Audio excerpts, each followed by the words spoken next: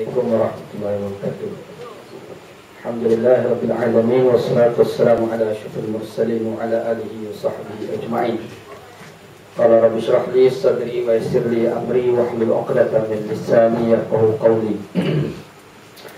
Wasaddiq lisani wa hadi qalbi bihaqqi sayyidina Muhammad sallallahu alaihi wasallam. Ba'da fa inna asdaqal hadis kitabullah wa khairal hadi hadi Muhammadin sallallahu alaihi wasallam. Syarrul umuri muhdatsatuha wa kullu muhdatsatin bid'ah. Allahumma 'allimna ma jahilna ya Allah ya Tuhan kami, ajarkan kepada kami apa yang kami jahil. Wa dzakirna ma nasina, ingatkan balik kepada kami itu yang telah kami lupa. Allahumma faqihna fid din ya Allah ya Tuhan kami, fahamkan kami agama. Wa 'allimna ta'wil, ajarkan kepada kami Al-Quran. Allahumma rzuqna 'ilman nafi'a. Ya Allah ya Tuhan kami, rezekikan kepada kami ilmu yang memberi manfaat, wa amalan salihan mutaqabbala, dan amalan yang salih dan amalan tersebut diterima, wa rizqan halalan thayyibah, dan rezeki yang halal dan rezeki tersebut baik. Wa qala Allah Ta'ala fi muhkamit tanzili, a'udzu billahi minasyaitonir rajim. Bismillahirrahmanirrahim. Walladzi khalaqakum faminkum kafirun wa minkum mu'min wallahu bima ta'maluna basir. Sadaqallahul azim. Dialah yakni Allah Subhanahu wa taala yang mencipta kamu. Lalu ada di kalangan kamu yang kafir dan ada di kalangan kamu yang mukmin. Dan Allah Subhanahu wa taala melihat dengan apa yang kamu lakukan. Sadaqallahul azim. Benarlah firman Allah Ta'ala dalam Al-Quran surah At-Taghabun ayat yang kedua. Pengurusi dan Ustaz penceramah yang pertama, dan Ustaz Dr. Khairudin yang akan datang insya-Allah. Alhamdulillah, syukur pada Allah Subhanahu wa taala. Pada malam ni kita bertemu di markas. Markas, alhamdulillah, untuk kita dengar satu 3 ceramah malam ni. Ada 3 ceramah, Ustaz tadi dah ceramah, anak pula. Cuma besar sangat tulis ulama muda Kelantan. Mentang-mentang orang Kelantan, tapi anda bukan duduk di Kelantan, duduk di Selangor. Dan jawatan anda pun pegawai khas Esko yang baru ganti Asalio ni. Jadi bila sebut ulama Kelantan tu rasa tak tepat. Sebab kita duduk di Selangor, tapi memang asal Kelantan lah. Anda rasa mungkin tulis Kelantan tu sebab anda asal Kelantan. Tapi walau bagaimanapun pada malam ni kita dah dengar tadi pesan daripada Ustaz kita yang pertama tadi. Dia cerita tentang bagaimana penipuan yang dilakukan oleh kerajaan UMNO BN di Malaysia terhadap orang Melayu.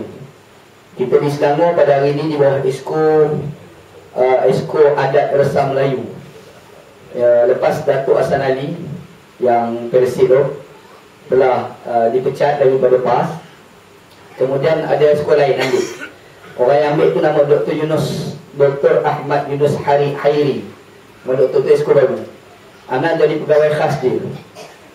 Dan masa ambil jawatan tersebut, kita tengok list program-program yang dianjurkan oleh Datuk Sali di bawah Esko Adat Resam Melayu. Kalau betul-betul nak faham Melayu lah apa yang dia buat. Bila kita tengok memang tak pernah buat apa pun. Tak pernah buat apa pun. Cuma duk isi-isi kot luar. Itu cerita pasal Dr. Sali. Tapi bagaimanapun masa Ana seminggu lepas Ana di Dubai. Ana dijemput oleh Dubai untuk seminar, satu seminar, itu seminar Maqasidus Syariah. Alhamdulillah 4 hari duduk di Dubai. Dan Ana kagum satu benda dengan Dubai.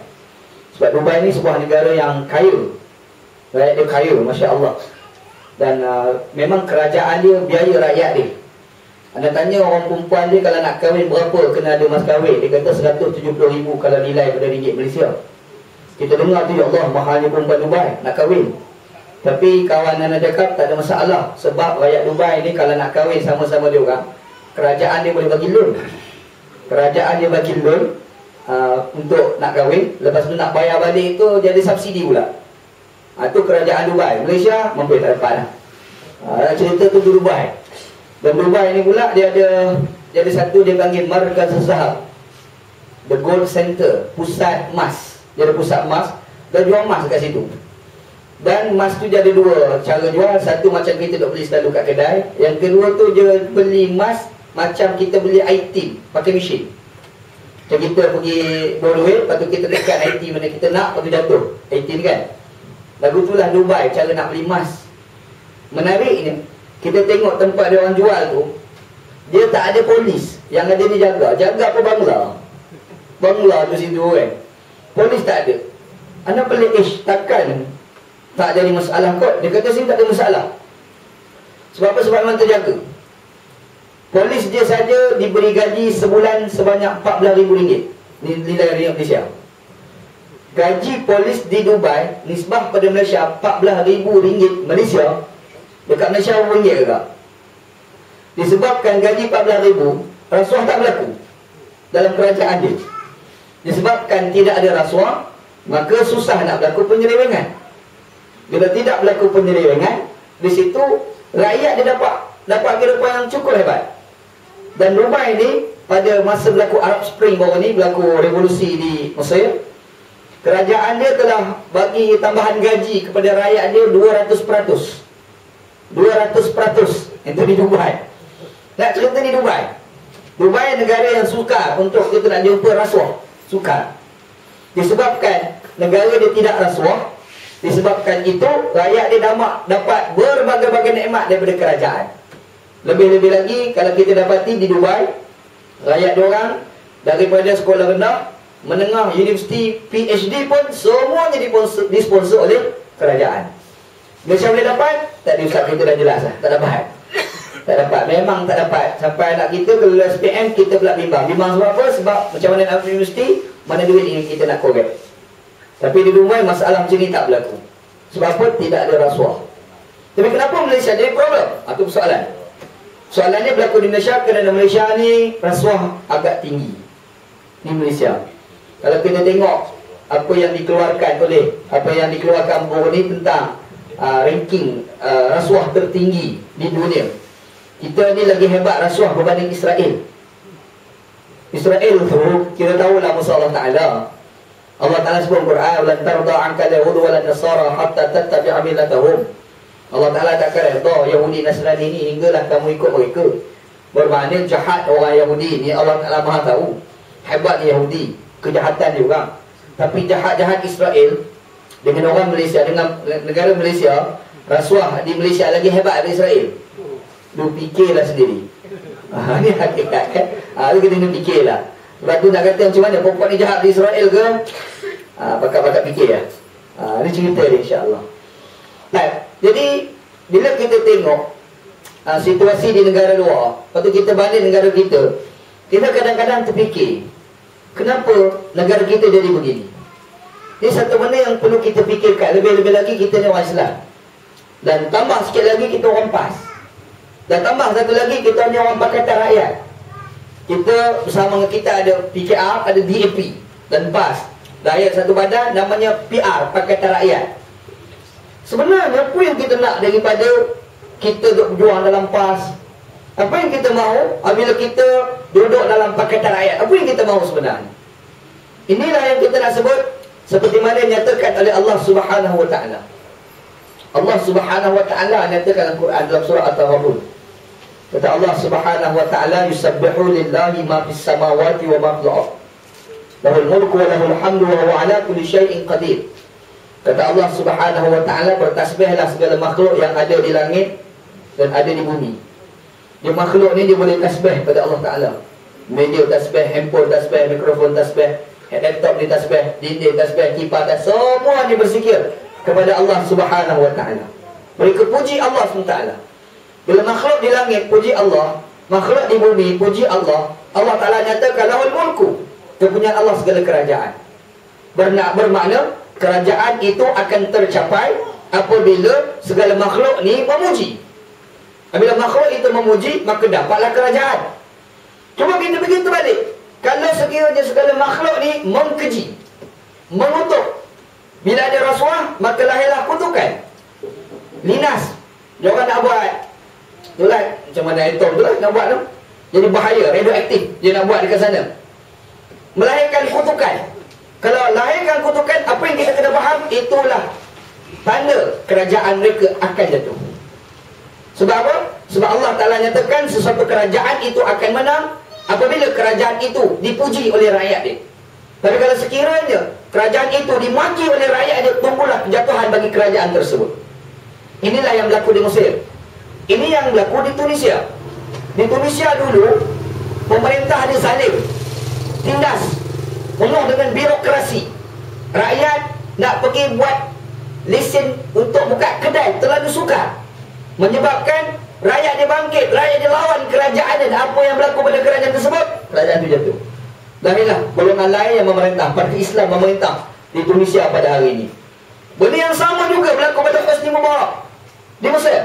Hosni Mubarak ni jahat. Jahat. Berapa ramai ulama telah dipenjarakan oleh Hosni Mubarak. Ulama-ulama daripada Universiti Al-Azhar mengajar, berceramah di masjid dan di surau. Bila ceramah, turun daripada mimbar, mereka ditangkap. Ada seorang ulama nama Syekh Abdul Rahman, seorang ulama buta. Dia ni asal tak buta. Dia ni berceramah di satu masjid, Masjid Syuhada, di satu tempat di Mansurah. Dia berceramah, dia turun daripada mimbar, dia ditangkap. Dia dipenjarakan di dalam, di bawah ni, di penjara bawah bumi ni, dekat dalam ni. Dekat bawah bumi ni ditanam. Penjara kat bawah bumi. Dia dalam tu selama 2 tahun tak tengok cahaya. 2 tahun tak nampak cahaya. Tiba-tiba dibuka, buta mata dia.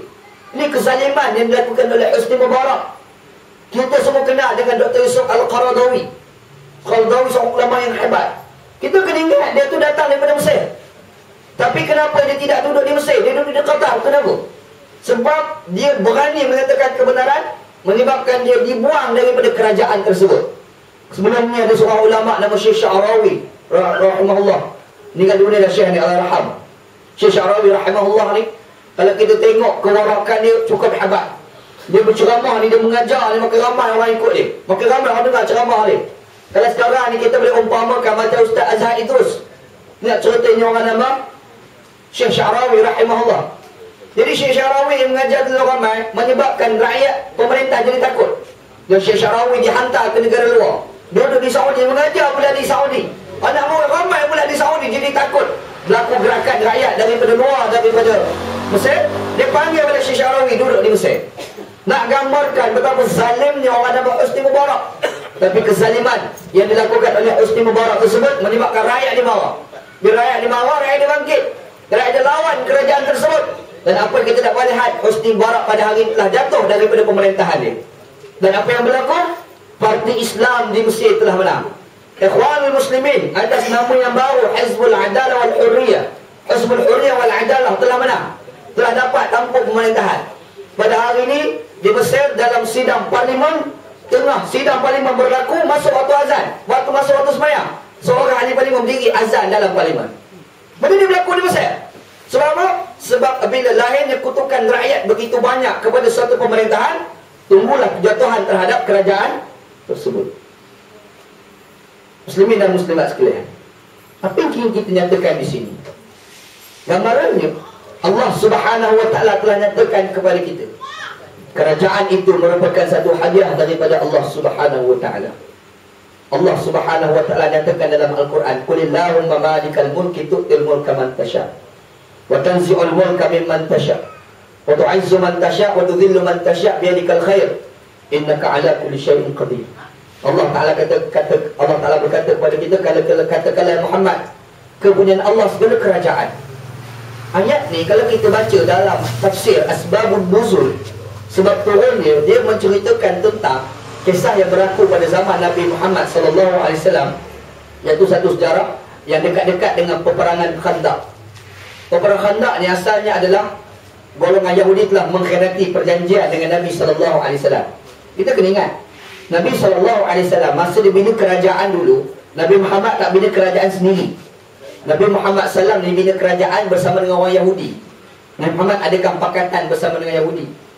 Zaman dulu Nabi Muhammad berpakat dengan Yahudi. Kita baru di AP. Di Malaysia dia gabung di AP Bising, gabung dengan PKR Bising. Zaman Nabi dengan Yahudi, Syekh Nabi Muhammad bergabung buat kerajaan. Tapi bila Muhammad buat kerajaan, Nabi Muhammad buat satu perjanjian. Perjanjian tidak boleh khianat perjanjian tersebut. Tiba-tiba ketua Yahudi di dalam kerajaan Madinah ada 3. Yang pertama Yahudi Bani Qainuqa, yang kedua Yahudi Bani Nadir, yang ketiga Yahudi Bani Quraizah. 3 Yahudi besar. Dan ada satu Yahudi ni, dia ada ketua. Ketua dia nama Huyai bin Al-Akhtab. Siapa dia Huyai ni? Huyai ni dia ada anak perempuan, anak nama Sufaya. Dan anak perempuan ni kahwin dengan Nabi SAW. Cerita dia, Nabi SAW buat kerajaan, Nabi Muhammad berpakat dengan orang-orang Yahudi.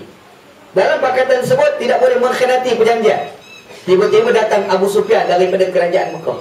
Dia datang pergi jumpa dengan Huyai, dia pergi pujuk Huyai untuk bergabung kerajaan.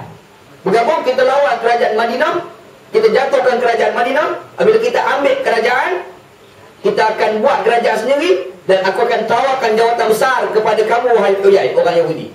Orang Yahudi tertarik dengan jawatan tersebut, menyebabkan orang Yahudi tersebut telah bergabung dengan Quraisy untuk lawan kerajaan Nabi SAW. Dan semua bergabung, Yahudi, parti Arab, parti Quraisy, semua bergabung untuk nak lawan kerajaan Nabi SAW. Disebabkan parti-parti yang banyak itu bergabung, peperangan itu dikenali sebagai peperangan Al-Ahzab. Al-Ahzab ni mana parti-parti. Parti Yahudi, parti Arab, parti Quraisy, semua dia bergabung. Semua disepakat pergi lawan satu parti. Parti Islam se-Madinah, yang diperintah oleh Nabi Muhammad SAW.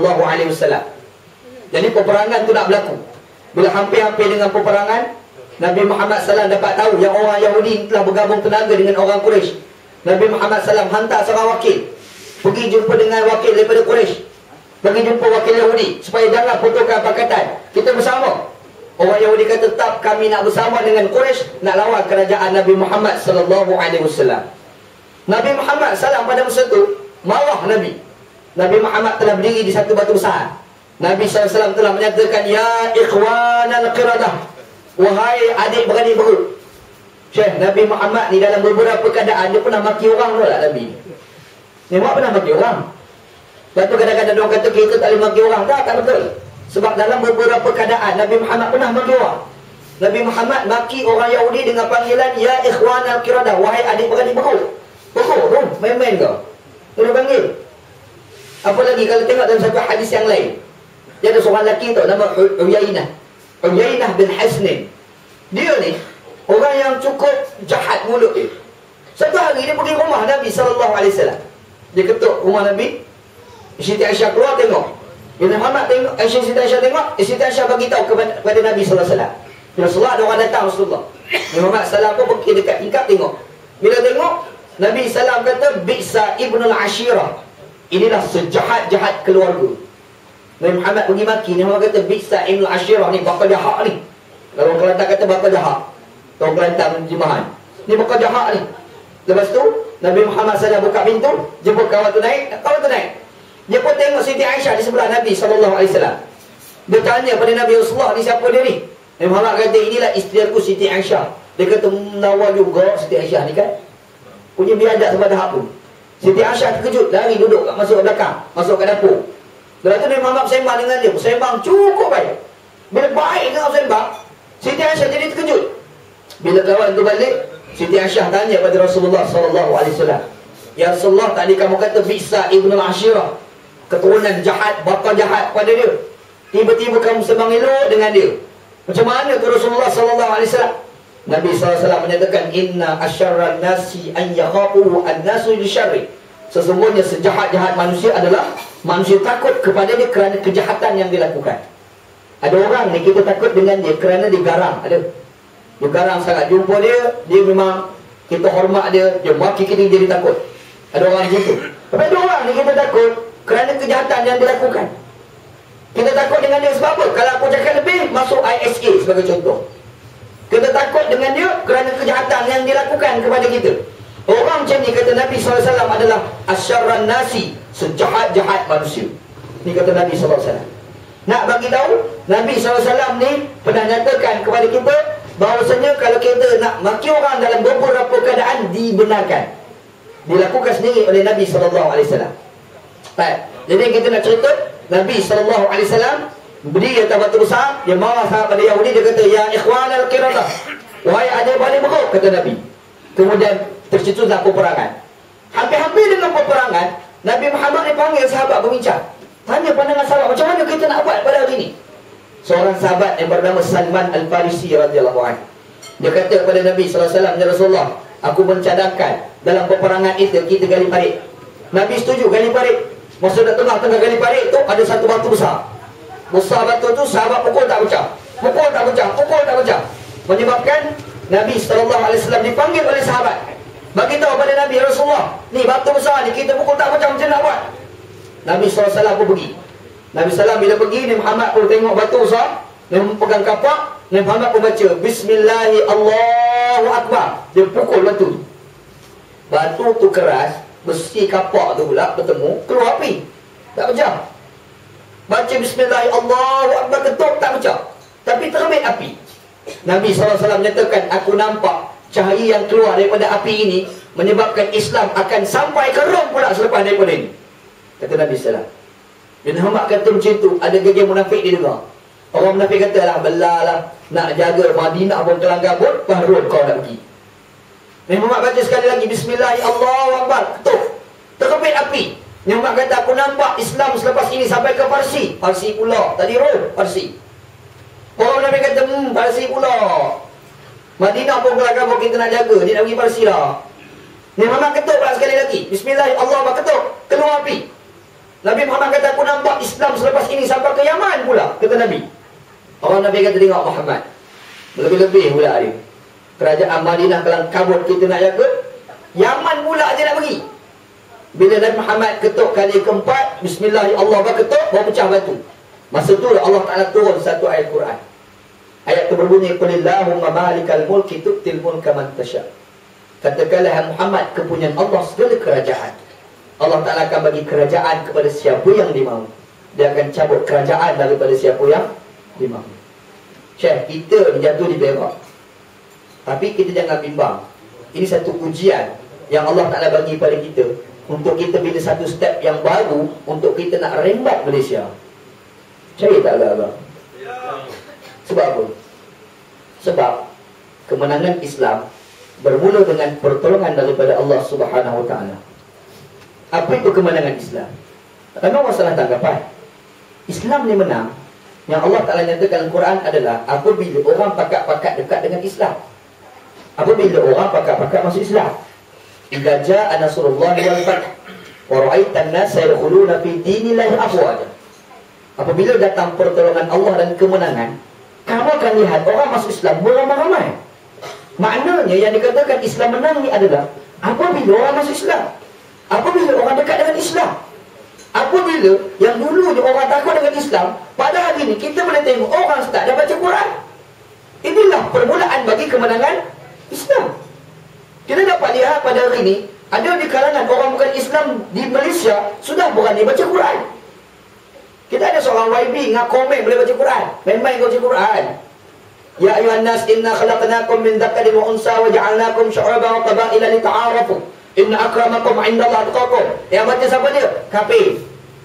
Yang baca siapa dia? Tak, bukan Islam, tak beriman dengan Islam pun, tak beriman Allah Ta'ala dan Rasulullah pun. Dia boleh baca Al-Quran. Tapi yang pelik, ada orang Islam marah. Yang marah tu kalau orang biasa tak boleh, mufti marah. Mufti marah, apa marah? Sepatutnya mufti ni lagi galak lah orang baca Quran.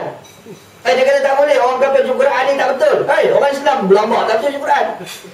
Betul tak? Kalau kat Selangor tu lagi pening. Orang bukan Islam tak boleh naik atas masjid. Orang bukan Islam tak boleh naik atas masjid. Kenapa? Kata pokok Ustaz Jair kata tak boleh sebab orang kafir ni tak mandi wajib. Orang kafir mandi wajib pun tak sah. Apa sah orang kafir mandi wajib ni? Mana tahu datang sambil belu, dia naik atas masjid, tak boleh masuk, tak mandi wajib. Saya sudah mandi wajib.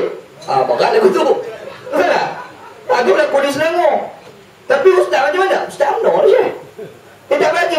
Walahal, zaman Nabi Muhammad, ramai orang kafir di atas masjid. Dia ada seorang lelaki nama Tumamah bin Usal, yang akhir sekali jadi Islam. Dia ni kalah dalam peperangan, menyebabkan dia kena tangkap dan ditawan, diikat dalam tiang masjid. Zaman dulu tak ada penjara, zaman dulu.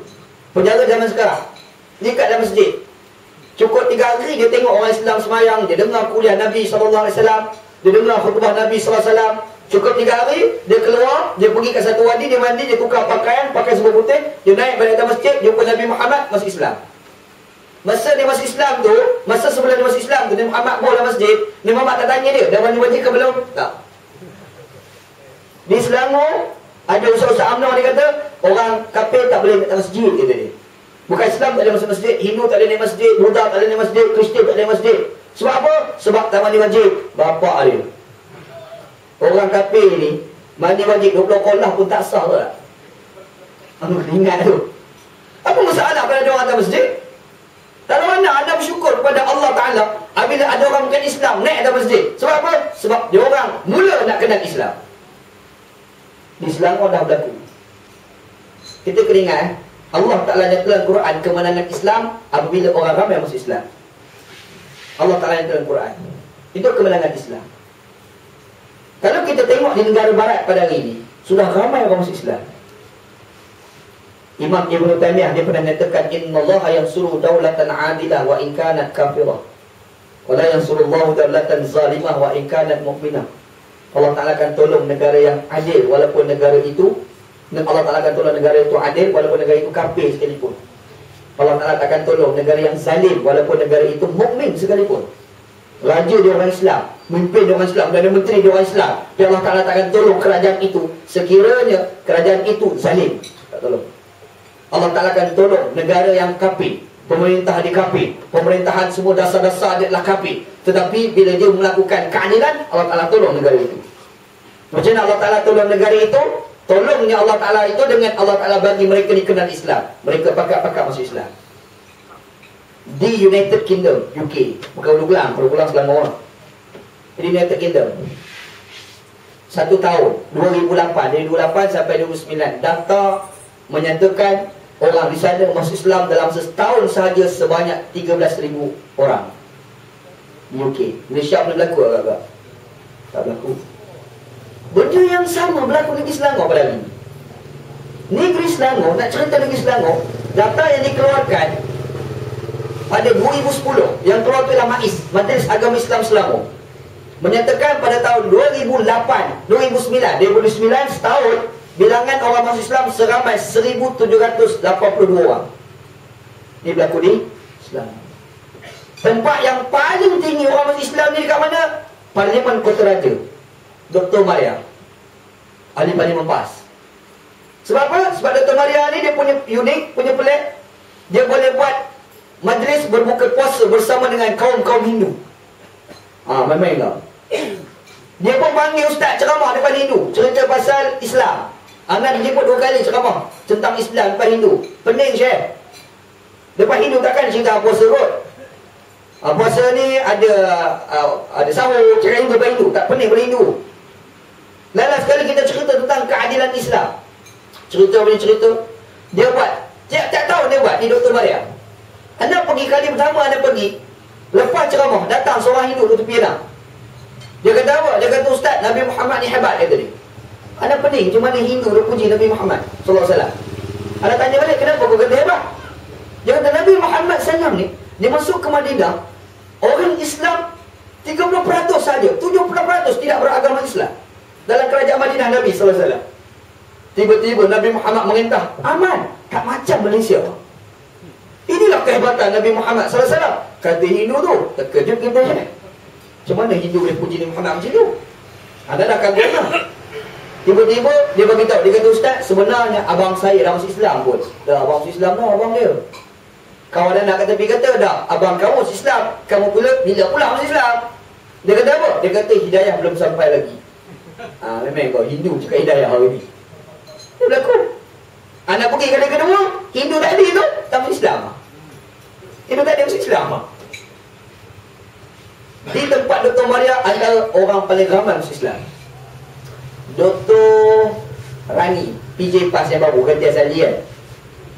Dia seorang berjaya mengislamkan seramai 33 orang dalam masa daripada 2008 itu. Nak cerita benda ni kita lakukan di Islam, alhamdulillah. Kita berjaya buat satu perubahan yang dikatakan kemenangan Islam itu. Kita memerintah, kita berjaya kemukakan Islam kepada masyarakat, kemukakan Islam pada rakyat, menyebabkan rakyat di negeri Selangor walaupun mereka tidak beragama Islam, mereka nampak keadilan Islam dan alhamdulillah mereka semakin menerima Islam. Islam. Inilah satu hakikat yang Allah Ta'ala nyatakan, iza ja'a nasrullahi wal fath wa ra'aitan nasa yadkhuluna fi dinillahi afwaja. Bila datang pertolongan Allah dan kemenangan, kamu akan lihat orang masuk Islam beramai-ramai. Yang kedua, macam mana dikatakan kemenangan Islam? Bila kita dapat, kalau kita dapat pertolongan, pertolongan itu bermula daripada kebajikan. Allah Subhanahu wa Ta'ala nyatakan dalam Al-Quran, innallaha ya'muru bil 'adli wal ihsan. Sesungguhnya Allah Ta'ala menyuruh kamu melakukan al-'adlu wal ihsan, keadilan dan kebajikan. Syekh nak bagi tahu keadilan dan kebajikan dituntut oleh Allah Subhanahu wa Ta'ala. Kita kena lakukan. Boleh dituntut oleh Allah Subhanahu wa Ta'ala. Kalau kita perhatikan, bagaimana Nabi SAW boleh merintah di Madinah, dan bagaimana Nabi Muhammad SAW boleh merintah di Mekah. Cuba kita fikir. Kita sudah nampak Imam merintah di Madinah. Kita sudah nampak Nabi Muhammad SAW merintah di Mekah. Tapi persoalan dia, bagaimana Muhammad boleh merintah? Soalan. Kalau kita baca dalam sirah Nabi SAW, dia cerita je Nabi Muhammad SAW ni, dia duduk di Mekah, dia berdakwah di Mekah. Orang Islam tak ramai. Tapi Nabi Muhammad dia lakukan kebaikan. Tiba-tiba kerajaan Raja Serik pada masa tu, Aus Khazraj, dia bergaduh lama 140 tahun. Arab dulu bergaduh hebat. Tak macam kita bergaduh. Kita bergaduh ni habis-habis sudah boleh kepada kursi. Orang dulu bergaduh, bunuh-membunuh. Dia orang setiap buat undang-undang lagi. Kalau mati dia kata, aku bagi wasiat pada kamu, hai anak-anakku, kalau aku mati kau sambung perjuangan kami, lawan orang sebelah, bunuh orang sebelah. Yang dulu dia orang buat Syekh macam tu, bunuh-membunuh berlaku. Last sekali fikir macam mana nak buat, tak ada cara lain untuk selesaikan masalah ini adalah kita kena bunuh orang-orang Aus, kata Khazraj. Cuma kita nak bunuh, kita mesti ada tentera, kita mesti ada senjata. Senjata tak ada, tentera tak ada. Macam mana nak buat?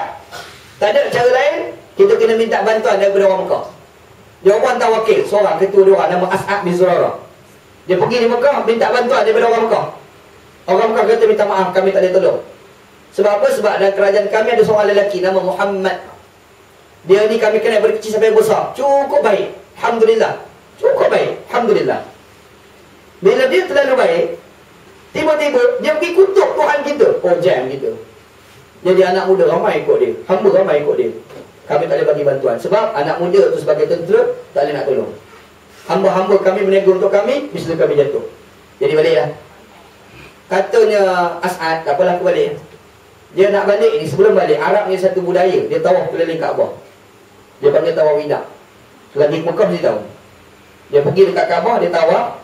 Masa dia tawaf, dia nampak Nabi Muhammad SAW. Dia pergi jumpa Nabi SAW. Dia bagi tahu kepada Nabi SAW, Muhammad, aku nak tanya kamu, apa ajaran kamu yang menyebabkan orang pakai ikut ajaran kamu? Nabi Muhammad terus baca Quran.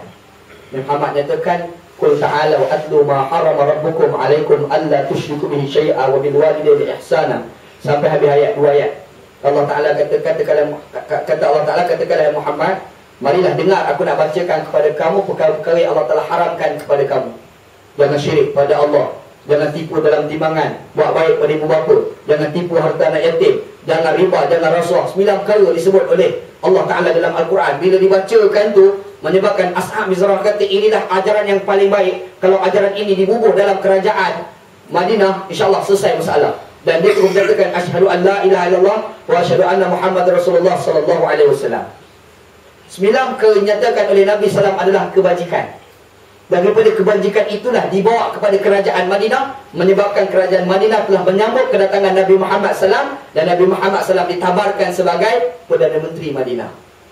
Bermakna kita menang bermula dengan kebajikan. Satu. Yang kedua, macam mana Nabi Muhammad menguasai kerajaan Mekah. Tahun ke-6 Hijriah berlaku satu sejarah besar namanya Sulhul Hudaybiyah, perjanjian Hudaybiyah. Orang Quraisy ni tak bagi masuk, tak boleh masuk kerajaan, tak boleh, kata dia. Dia tak boleh masuk, Quraisy tak boleh masuk dalam kerajaan tu, dia tak bagi masuk. Tapi dia bagi masuk tahun depan, itu pun selama 3 hari sahaja. 3 hari je, pun dia kena kok baik kawan tu. 3 hari dia bagi. Tak apa pergi.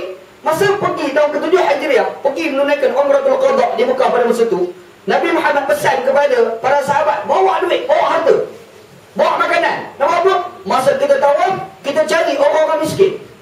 Masa kita tawaf, kita cari mana orang yang berhutang, kita bagi duit pada mereka. Kita bagi makanan pada mereka.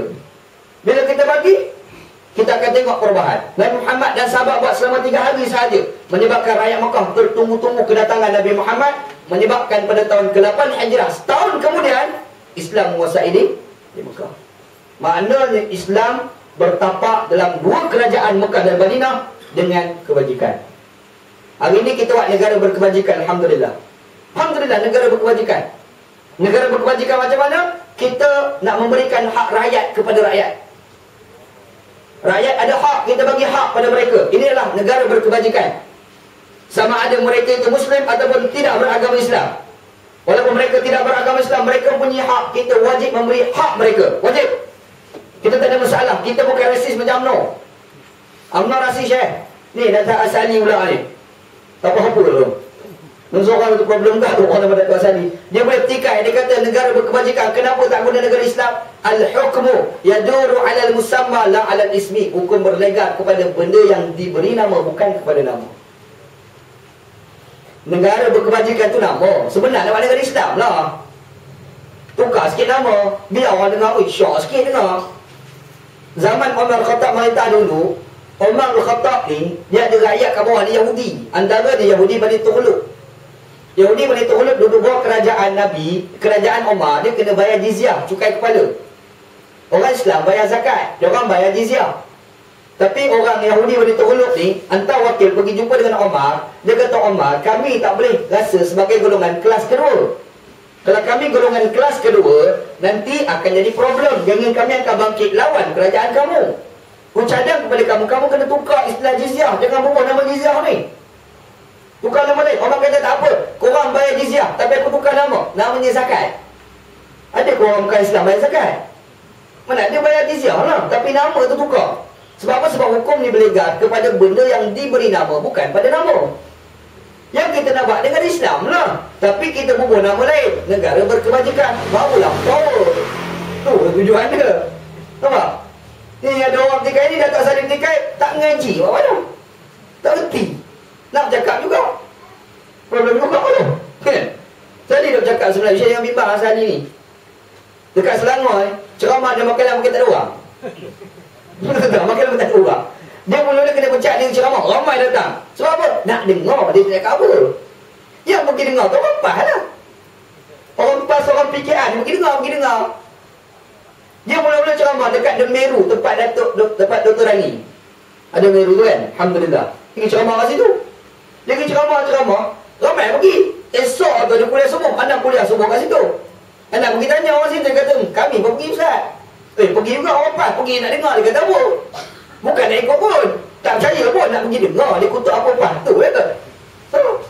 Dah bila dia ada roadshow posisi Selangor, dia cakap benda yang sama, dah sekali makin lama kita ada orang. Makin lama makin tak ada orang. Percayalah, bulan 3 nanti tu tak ada dia tu. Percayalah. Dia bukan, dia bercakap pasal isu murtad kata dia.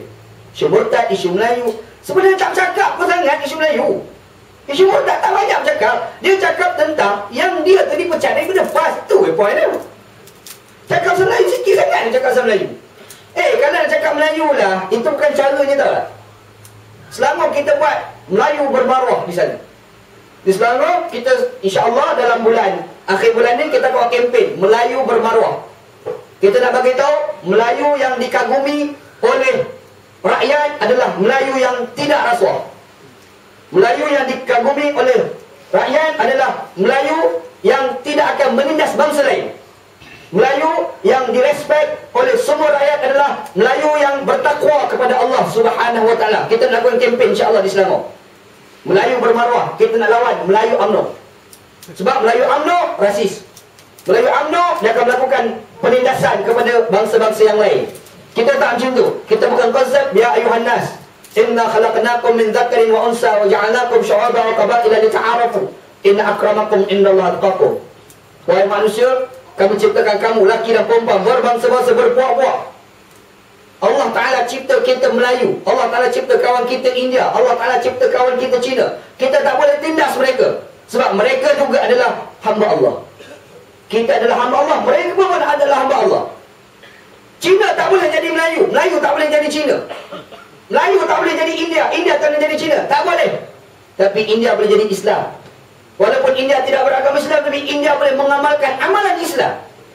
Kalau India telah melakukan keadilan, bermakna India itu telah melakukan amalan Islam walaupun dia tidak beragama Islam. Sebab keadilan adalah perkara dituntut di dalam Islam. Allah Ta'ala ajar kepada kita, ya ayuhan nas, inna khalaqnakum min zakarin wa unsa. Laki perempuan, syu'uban, berbangsa-bangsa, berpuak-puak. Syekh, bangsa begini bangsa datang ke bumi ni.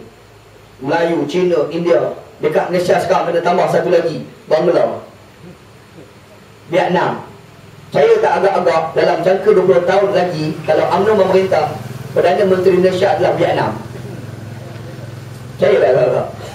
Sebab sekarang ni Bangla pun dah dapat IC. Dekat Sungai Bulat, Selangor. Anda pergi banyak kereta, tengok ada seorang Bangla. Kita suka sembang Bangla. Tanya dia, tak Bangla tu, nampak belagak tu. Tengok belagak dia sembang. Anda tanya, kau belagak, kau Bangla. Saya rakyat Malaysia. Terkejut kenapa? Pun Bangla kata rakyat Malaysia. Rupa-rupa dia pun dapat IC. Bangla dapat IC syahari ni. Kalau Bangla dapat IC, agak-agak 20 tahun akan datang pemerintah, boleh tak Bangla jadi Perdana Menteri Malaysia? Boleh kan?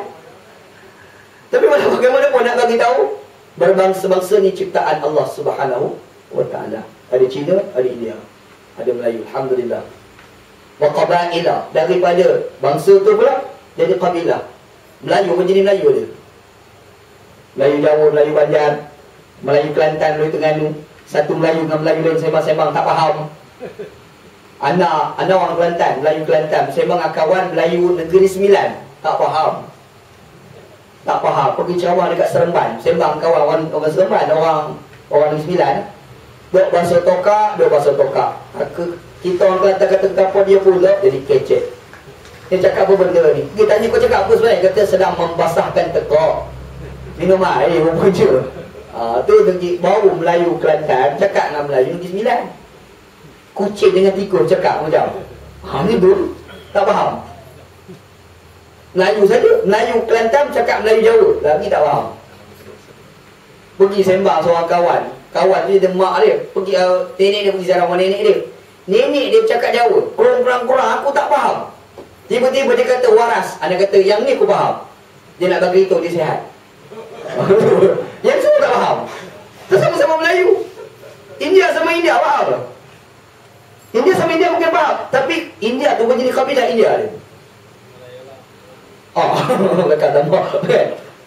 Arab apa jenis Arab ada? Ada Arab Syria, ada Arab Yaman, ada Arab Saudi. Kalau dekat negara Arab, kalau kita belajar bahasa Arab, kita kata kau nak pergi mana? Kau nak apa? Mazaturid. Itu bahasa Arab Quran. Tapi kalau pergi di Mesir, dia sebut Mazaturid, dia sebut Aiz'eh. Aiz'eh dengan Mazaturid, kan jauh dulu. Kita pergi dekat Syria, dia tak kata Aiz'eh, dia tak kata Mazaturid, dia kata Ishtibra. Lagi je. Duduk di Mesir, walaupun negara Arab, pergi di Syria, belum tentu lagi faham orang Arab Syria bercakap. Walau sama-sama Arab. Duduk Malaysia, orang Malaysia, kita orang Malaysia, orang Kelantan pergi di Sembilan dah tak faham. Orang Kelantan tu sendiri, Syekh, 2-3 jenis Kelantan ada tahu tak?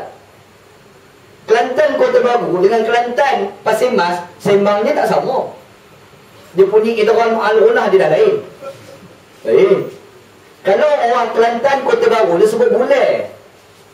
Kalau orang Kelantan Pasir Mas, dia tak sebut bulai, dia sebut bulai. Buling, tahu naik hidung. Idgham al-ghunah. Tu ingat orang Pasir Mas. Tu sebut sama-sama Kelantan. Terengganu. Terengganu, Pulau Terengganu dengan Pulau Berang. Lagi lain. Buane Mahathir pecah Nuar Bihing liwat Khijai 15 hari. Kau faham tak? Kawan anak dia orang Pulau Berang masa belajar di pondok, jiran sebelah pondok. Orang Pulau Berang. Masa tu kes Datuk Seri Anwar Ibrahim kena pecat daripada UMNO dan juga tiba-tiba Perdana Menteri. Masa tu kan. Memang sebelah kata, buane Mahathir pecah Nuar Bihing liwat Khijai 15 hari. Kata apa dia pula kecek ni. Mau cakap apa ni aku tak faham. Dia kata, kenapa? Macam mana Mahathir boleh pecat Anwar Ibrahim lewat kerja 15 hari? Kata bukan lewat kerja Agong. Bukan lewat liwat atau liwat. Dia tukar lewat dengan liwat. Liwat tu benda lain, lewat tu benda lain. Dia tak patut. Tu salah satu Terengganu tu. Terengganu, Terengganu, Lebarang. Pun dah tak sama. Satu-satu Melayu tu kadang-kadang Oh dah tak apa nak kenal. Rupa-rupa Allah Ta'ala ciptakan tu, lita'arafu. Ada kelebihan. Kena kenal satu dengan yang lain. Kena kenal. Kena kenal Syekh. Kenal kawan-kawan kita yang beragama Hindu macam mana. Kita kenal kawan-kawan kita yang beragama Buddha macam mana. Kawan-kawan kita beragama Kristian. Kita kena nyatakan Islam di hadapan mereka. Tunjuk keadilan Islam kepada mereka. Mereka nak masuk Islam tak nak, dia orang punya pasal. Jangan ada paksa. Islam bukan jadi paksa. Tapi dia orang boleh kemukakan hujah dia orang, kita boleh kemukakan hujah kita. Kita tengok. Jom kita tengok mana agama yang baik. Kamu punya pasal. Pulang untuk menilai. La ikrah fid-din, tidak ada paksaan di dalam agama Islam. Dan Islam ni agama yang memang tak pilih bulu. Ni Islam. Contoh zaman dulu ada satu kisah tau berlaku. Masa berlaku sejarah Fathu Mekah, pembukaan kota Mekah. Dia pembukaan kota Mekah ni, dia berlaku di 3 kes. Antaranya Nabi SAW ni Nabi Muhammad SAW ni minta kunci Kaabah daripada pemegang kunci pintu Kaabah. Orang tu nama Uthman bin Talha. Masa tu Uthman ni tak masuk Islam ni. Uthman minta kunci sebab kata tak nak. Sebab apa? Sebab kenapa bagi kau? Aku tak kenal kau. Dia tak kenal Nabi Muhammad. Dia kenal nama Tuhan dia tak kenal. Ni cerita berlaku. Datang Ali, dia kata, apalah kau nak kenal Muhammad ni lah Muhammad. Tu juga ni lah Muhammad kalau kau nak kenal. Ya ke? Dia pun ambil kunci, dia bagi pada Ali. Ali ambil, Ali bagi pada Nabi. Dan Muhammad ambil kunci, buka pintu Kaabah, masuk dalam tu, sembahyang 2 rakaat. Lepas sembahyang, keluar pada Kaabah, tawaf keliling Kaabah. Tengah tawaf, nampak pak saudara Nabi, Abbas. Bila nampak Abbas, Nabi Muhammad ambil kunci nak bagi pada Abbas. Tak sempat nak bagi, Allah Ta'ala turun Al-Quran. Allah Ta'ala kata, Innallaha ya'murukum an tu'addul amanati ila ahliha. Sesungguhnya Allah Ta'ala menyuruh kamu memberikan amanah kepada orang yang berkelayakan. Memang terus tarik balik kunci Kaabah, tak jadi bagi pada pak saudara Nabi, Abbas. Nabi Muhammad cari Ali, mana Ali? Ali datang pada Rasulullah, ambil kunci ni, bagi pada Uthman bin Talha. Ali kata, kenapa nak bagi pada dia? Dia bukan Islam. Nabi kata, dia layak walaupun dia bukan beragama Islam. Nabi Muhammad, Ali ambil bagi pada Uthman bin Talha. Uthman pegang kunci pintu Kaabah. Dia kata, kenapa kau bagi aku? Walhal aku tidak beragama Islam. Kata Ali, Nabi Muhammad kata, kamu layak walaupun kamu tidak beragama Islam. Bila buat macam tu, Uthman bin Talha ni terkejut. Masa tu juga dia terus nyatakan, asyhadu an la ilaha illallah wa asyhadu anna Muhammadan rasulullah. Macam tu, Islam ni dia memberikan hak kepada siapa sahaja kalau berkelayakan. Kalau orang Islam tak layak, ada faedah ke lantik dia? Perdana Menteri, kita lantik Perdana Menteri Malaysia, tapi yang merintah bukan dia, yang merintah bini dia. Ada faedah? Ada faedah lah.